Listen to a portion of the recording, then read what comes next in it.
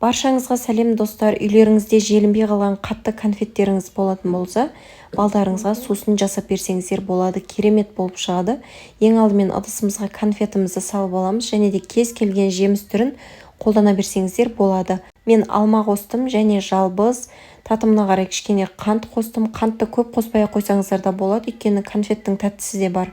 Сусынымызға кішкене түс беру үшін каркаде қосып алдым. Каркаде қоспай құр өзімен жасасаңыздар да болады.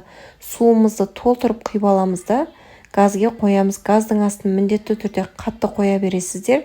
Осылай бір қайнағаннан кейін барып, ожауымызбен кішкене сусынымызды араластырып жібереміз. Сонда түбіндегі қалған конфеті, қанты толық еритін болады.